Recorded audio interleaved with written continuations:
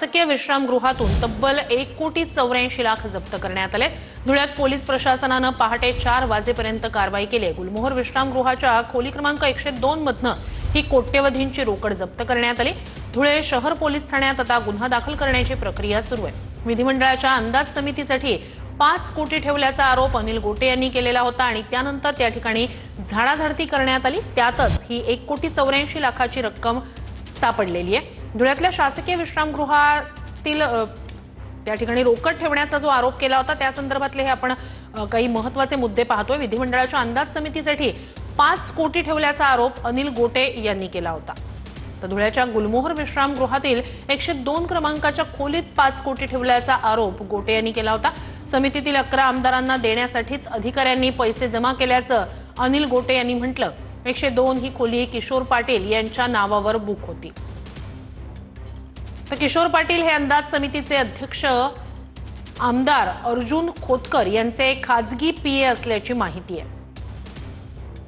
अनिल गोटे 4 तास यावेळी खोली बाहेरच बसून होते। रक्कम कशासाठी आणली होती याचा तपास करा अशी मागणी अनिल गोटे यांनी केली। यानंतर पीडब्ल्यूडीचे अधिकारी, पोलीस आणि तहसीलदारांच्या उपस्थितीतच रूम उघडण्यात आली। खोलीत 1,84,84,000 इतकी रक्कम आढळली आहे। अधिकाऱ्यांच्या उपस्थितीत पंचनामा करण्यात आला आणि यानंतर रूम सील करण्यात आली। आज सगळ्या अधिकाऱ्यांकडून पैसे गोळा करून आज दिवसभर या ठिकाणी पोहोचवण्यात आलेले आहे। अशी रक्कम माझ्या अंदाजाने जवळजवळ 5 ते 5.5 कोटी रुपये आहे। यांनी स्वतःचं कुलूप लावले काय आणि ते बेपत्ता झालेले आहेत काय।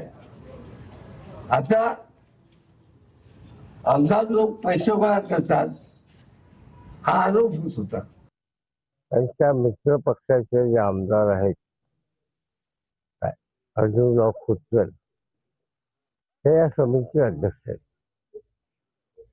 आता वरमाय शिंगाल असल्यानंतर वरावर कसं स्वीकारावं लागेल हा साधा प्रश्न आहे। आणि आतापर्यंत